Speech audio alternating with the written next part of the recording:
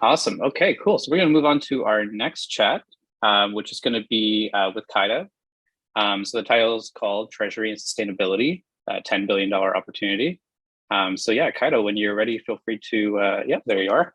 Awesome to have you back on the ETH Global stage. And I will turn it over to you. All right. Thank you so much. And thank you, Eve Global, for organizing this. This is great. Uh, I'll share my screen really quick. Give me 1 second. So today I'm going to be talking about Treasury and Sustainability, a $10 billion opportunity. Hope that's a good enough cash line for everybody. So first, a little bit about me. I work on incentive design at Llama DAO. My work encompasses governance design, tokenomics, liquidity management, and my goal is to create systems to help protocols achieve their vision in this very cyclical market. And at Llama DAO, we're building the economic infrastructure for DAOs. And here are some partners we're working with or have worked with in the past, such as Aave, Uniswap, and many others. And previously, I was with Trader Joe, which is a decentralized exchange on Avalanche, which with about 2.4 billion TVL as its peak. And this is where, when I joined, we had about 40 million TVL. So during my time there, I saw firsthand the explosive growth, these protocols can have, and also a problem when this growth becomes hard to sustain. So, one day a protocol could have billions of dollars at its disposal, and in a few weeks, that become a tenth of that. And in a few months, they can't even sustain their team and have to lay people off and eventually close the project. So I become interested in the sustainability of crypto projects, and I have also went on to propose some sustainability projects for game economic designs and liquidity system to combat this very cyclical nature and this sustainability problem. However, sustainability of a project is multifaceted. So in this talk, I will focus on one thing, which is protocol treasuries and how can we use that to ensure longer sustainability. So the goal for this talk is to answer a few questions. So the first one is, what is protocol treasury? Why should I build for it? The second one is, what are the current solutions in this space? And lastly, the most important to you guys, which is, what can you build? You may have known by now, I'm not really great with PowerPoints, but I hope this will be a fun and actionable talk to you old hackers out there. So what is treasury and what is the problem here? So protocol treasury's definition is a very general one. It's assets owned by protocol for future development. And this is really broad by design because one encompasses different functionalities here. So maybe a few examples would help us to understand what this really is. So a few examples of what protocol treasuries are used for: grant programs, right? We see the prize pool for HackMoney, and these are given from protocols. And normally people would incentivize others to build on top of their own protocol. Another big spending is on ecosystem building, where you want to build partnership with other protocols. And sometimes that involve monetary value transfers. And lastly, which is actually the biggest part, which is budgeting. So, you need to pay your salaries for your team. You need to pay for operations. You need to pay for your marketing and also events and outreach. And all these, out of these treasury use cases, the last one, budget, is actually the biggest on the high end. And next, we're going to just switch gear really quick and talk about, how big is this space? So on the left, you can see that this is just a time series plot of total treasury value across time, starting last year, ending this year. So right now, there's currently about $9.5 billion in these protocol treasuries, and it has increased 10x in the last 10 months. And if you remember, in the last 10 months, there's not really any Bitcoin or Ethereum price actions. So a lot of these come from native DAO protocols launching and DAO building up. And when I first heard about it, I had an overwhelmingly positive response. I was like, this is amazing. These protocols are doing amazing things and they have so much capital to attract talent and innovate. However, there's a catch. Most of these protocol treasuries made up of this native token. And I will showcase, in this slide, how concentrated that is. And in the next slide, I'll discuss, why this may not be a good thing. So we first start off with Uniswap's treasury makeup. So Uniswap is a decentralized exchange on Ethereum. It's the second largest protocol treasury. It has the second largest protocol treasury at 1.6 billion. However, 99.9% of that value is in its own uni token. UDX is another project, algo stablecoin living on Solana with the third largest protocol treasury at 620 million. 99.4% of its total value is locked in its native token. And MakerDAO, one that a lot of people is very familiar with, it's the 14th largest protocol treasury value, and 99.2% are in its native token. And some people might think I'm cherry picking here. I am a little bit, but while a few projects, protocols have a little bit more non-native assets, the percentage is still very high. So right now, Lido is one of the ones who's doing extremely good. They're decentralized ETH 2.0 staking solution provider. Even though they're doing really well, they have the fourth largest treasury treasury. They has the fourth largest treasury value. Still, 88% of this treasury is in its own native token. And the one is Mango Market on Solana. Out of 500 million, they have 88%. So you can see this trend as in most protocols where most of these $9.5 billion we're talking about here are actually in highly concentrated in different native tokens out there. So why is this a problem? There are three main problems with this high level of concentration. Number one is, the market is very volatile. So there can be sharp decreases in your treasury value. These downturns where most people in crypto are very used to nowadays, your valuation can drop 50% to 95% just in a matter of weeks. For example, Uniswap in the last 6 months, its total treasury value dropped by 65%. And the second thing I want to stress on, which is the most important thing, is growth normally requires cash, but not native token. I'll try to elaborate here a little bit. What does that mean?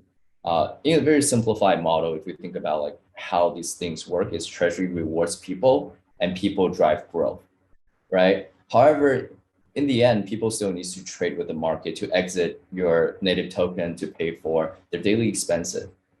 However, native token is really, really hard to exchange into cash or Ethereum or other very liquid assets.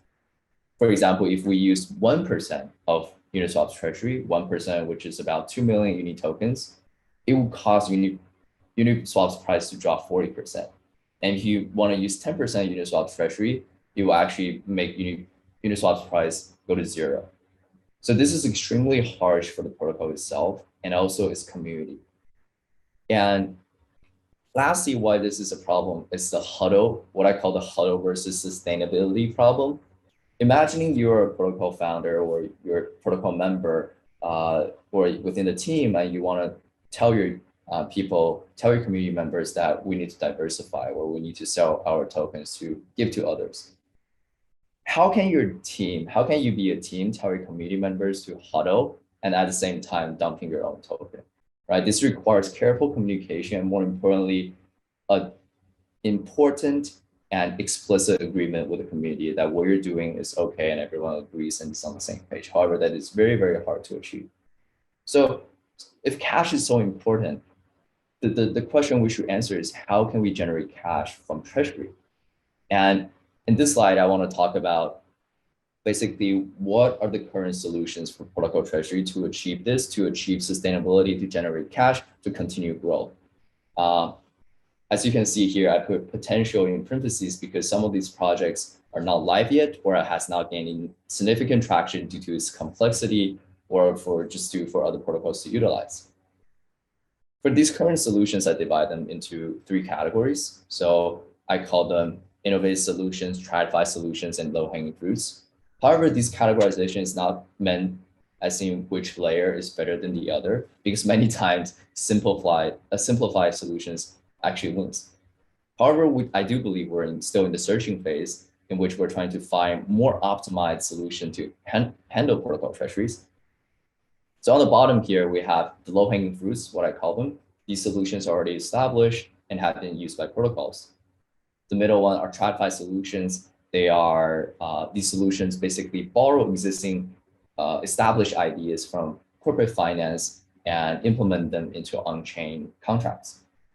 On top are innovative methods, and these solutions are less utilized in the traditional world or less known to most people, but brings promising ideas to crypto. And I also added in a risk spectrum because a lot of these things involve risk. The things on the right would have more risks than things on the left. However, you should know that these are all relative risks, and these risks are very different based on different projects. So first, on the low-hanging fruits, there are a few very simple low-hanging fruits, right? You can sell your token on the market, which I would suggest using MEV protected trades and also using DEX aggregators. The second is native yields. So for example, if you are a protocol, your treasury has USDC and you're not spending them, you can deposit, you can basically be a lender on Aave or Compound to earn native yield. Or you have Ethereum, you can even become, you can exchange or stake ETH with Lido to become an ETH 2.0 staker. And on the far right, we have these, what we call yield aggregators, such as Yearn Finance, Convex, Pull Together, and many others. And what they do is you don't know which one has the best yield for your assets, so you just give it to them and they help you optimize that. In the middle are TradFi solutions. There are three main buckets for TradFi solutions I talk about here: fixed rate lending, debt issuance, and private investment in public equities. And I'll talk more about what PIPE means a little bit later. So first, for fixed rate lending is very straightforward. You have some amount of capital you're not utilizing now, you can deposit them for a fixed amount of time for normally a higher APR or a guaranteed APR. Right now, Element Finance, Notion Finance, and many other projects support this. Debt issuance, very similar, as in some cases, you collateralize your native tokens and you borrow money against it. And then you can basically use that money to generate income, or you can use that money to pay for growth. And the two very prominent figures here are Corporate Finance and DebtDAO. Their mechanisms are a little different. I'm not going to dive into it, but they have very interesting design choices. Lastly is PIPE. This is just sort of like if A16Z wants to invest in a coin that already is public. So what they can do is what people call a strategic investment, sort of these OTC deals facilitated by OTC trading firms such as Genesis Trading. And lastly are what I call innovative solutions, or these solutions that are less familiar to most people. And so we have UMA, we have Lock, we have Fei, and Ribbon, and each of them have very different design choices. I'm also sure there's a lot of others out there that I don't have time to cover and to fit into this graph. And then in the next few slides, I just want to quickly go over each of these innovative solutions to give you guys a kind of an understanding what they're trying to do and how maybe you can combine different ideas together. So first is UMA success token. And in the past, I talk about OTC deals, and normally what would happen is, let's say, for example, A16Z wants to buy Lido. What would happen? Would buy some Lido token. What would happen is it would contact the Lido DAO, and then they're going to have a real life legal contract. And for example, if Lido right now is $1, they're going to buy it at $0.6 per Lido or $0.7 per Lido and lock it for 2 years. The problem here is that it's very hard to generate community buy-in, and you have to go into a legal agreement through OTC DEX. So one example that didn't pay now was for SushiSwap. They were trying to diversify, but they couldn't because community voted down. And what UMA does is that it actually, instead of buying it at a discounted price for these private investors, they can buy at current price, but their upside is that if the token price increase above a certain price, or what they call a strike price, they can have more upside. Next is Lock Protocol streaming auction. So in the past, protocol sales only is a fixed price. And the problem is that it's hard to agree on a token sale price for a community because everyone have different opinions, and it's hard to make sure everyone is happy. And what Lock does is a continuous streaming auction based on T1 as a specific set of automated market maker, and people can basically commit capital and withdraw unlock capital at any time. And this movement will change the implied price of these government tokens. Next is Fei Protocol's Turbo. And in the past, basically what you can do is, I have mentioned, is a protocol can deposit their tokens into Aave or Compound and use that as collateral and borrow against it. However, most protocols do not meet the risk parameters to be listed on Aave, or they do not meet the parameter sets for using something as collateral, because those needs to be really liquid and there's a lot of systematic risk Aave has to protect against the lenders. So what Fate protocol does is that you can collateralize your native token and you can earn interest on its cash value with Turbo. Meaning if you have 10 million, 100 million in your native token, you can deposit that. You can borrow $10 million, which is 10% of that, and then use that $10 million, maybe generate 500K per year, a 5% stable yield to pay for your different expenses. Ribbon here, they are Ribbon is this is Ribbon Treasury. And in the past, basically, if most protocols do not have a diversification plan, they don't explicitly say when we're going to sell our tokens for cash. And the problem here is that because it's just hard to agree on diversification during a bull run, right? When the price is increasing, no team wants to talk to the community that, oh, we're going to sell 200 million or 2 million or 5 million tokens on the open market, because that doesn't make anyone happy. So what Ribbon does is I create these covered call vaults, which basically give protocol the freedom to diversify based on some price target and earn premium at the same time ahead of time. So you can decide during a crab market or a bear market that sometime in the future, this is something we're going to do. And in that case, everybody knows ahead of time, and that's very easy for people to generate buy-in. I've been talking a lot about these different ideas, what people are building, and now the question is, what can you build? Just by looking at this, you may seem like actually most things already exist. However, if you remember, I mentioned that although these are solutions, they're only potential solutions. A lot of these tools are extremely, extremely hard for developers to understand, and especially for those who doesn't have a strong finance background. And the trade-off of different parameter choices for any of these projects is very hard to visualize. So the adoption in the system of the system in protocol treasury is still very low. And this resonates back with the $9.5 billion slide, which 90 to 80% of treasury still sits in stablecoin, still sits in its native token, not really earning anything or producing anything. So what can you build? In this part, I basically want to give you guys 3 kind of methods to think about this problem, or 3 angles to think about this problem. So the first thing is to build something that there's something existing and we want to decrease the trust assumptions of that. Essentially, we want to code agreements on chain. So there's two examples I give here. The first one is the token swap contract. What token swap is a way for protocols to exchange their treasury tokens with other protocols to build partnerships. For example, on protocol A, the protocol B, we want to engage in some mutual relationship. What we can do is that we can exchange our treasury token, so we own some value in the other project, but at the same time, we can engage in governance and many other things.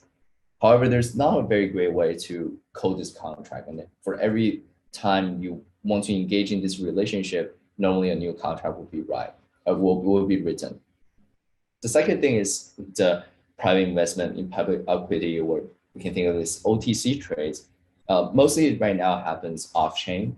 However, there could be some simple contracts people can cook up for a hackathon, where you can think about how can we make that on-chain in a way that not just OTC desks can utilize them, but also other people can other people and also other DAOs without a legal entity can engage in these transactions. Next is to decrease the coordination friction. Basically, these are toolkits to manage these positions. Like I said, it's really complex for people to think about what's the correct strategy, or even maybe the correct strategy doesn't exist. So some very simple ones are simulators for payouts, as in based on some past data, a very based on some heuristics, this is what we think the payout will be, or what are some risks on downsides, on sensitivity analysis, these very traditional finance stuff. The second, I think, is very underrated, which is easy to understand front end. I know we have team building on decentralized UIs. I think those are very important.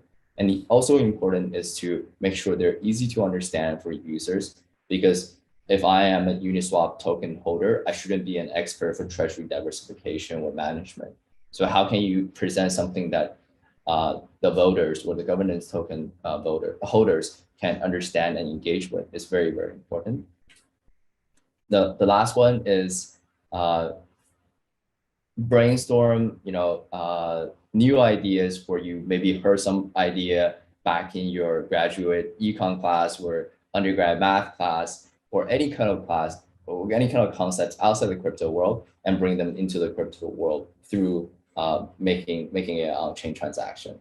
And I think those are the three main ways where for a hackathon project, I think it will be great to see some innovation in those fronts. And if anyone is interested in talking, about these, feel free to reach out to me on Twitter at 0xkydo, and I'm very, very happy to help you guys out to narrow down your space, the search space, and etc. And that is the end of my talk. I still have a little bit of time, so I would love to answer a few questions if anyone have any.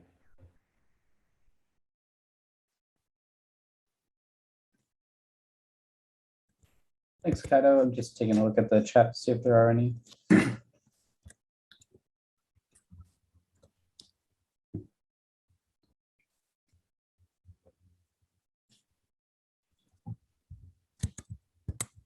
Just a quick question, Jacob. What is the general background for these hackers we have? Yeah, it's a good question. I think it's a very mixed bag of people, but certainly the main focus is everybody's very interested in DeFi. So I think it's largely a group of people who want to build the things that you just built, I think, or you just defined. So I think that's interesting. I guess one question that comes to mind about the talk that you mentioned, right now we are, seeing this big advent of treasuries growing in the last couple months, as you mentioned. We are kind of still in quite a bull market, which makes it difficult, like you mentioned, to sort of trade away from growth. How much of this problem do you think is simply mathematical / almost like a liquidity problem, versus how much of this actually ends up being inner DAO politics or treasury politics, and being able to win people over? How much of this is math and how much of this is feeling, do you think? Yeah, I think that's a great question, which goes to this slide about your friend is not your exit liquidity mean. So in my opinion, I think most projects who think about long term, they know this is a real issue. And so it depends on project by project basis, but for most of the projects I engage with, I think the team and the general community realize we need to build a war chest for a potential bear market. And I think that's very, very important. And I don't think there's a lot of inner politics against this. I think it's more on the communication, maybe as in how do you communicate that from the inner circle of the project to the outside circle, people who maybe have a more speculative bet on the token price. Gotcha. Very cool. And I think that the low-hanging fruits is not enough right now. So that's also why I don't think we see a lot of hype in the space. And the reason being, if you think about these low-hanging fruits, what it requires requires non-native assets. So if you don't have non-native assets, those doesn't really work very well. And that's where the TradFi solutions come in to generate those non-native assets. And I think they're good and they're great. I think they're a very good first step. However, at the same time, how can you innovate on top of that at the same time moving forward while keeping it simple and for people to understand and use? Gotcha. Awesome. Cool. I don't see too many other questions in the chat. Perfect. Yeah, this is a great talk. Thank you so much for putting this together, sharing. Obviously, this is a big topic. right now it might not feel that way because things are going up, Yeah. but it's going to be very obviously important in a Yeah. potential future where things aren't always going up. So Yeah, exactly. Exactly. All right. Thank you so much for having me, and great event. And thank you for organizing. And I'll see you guys soon.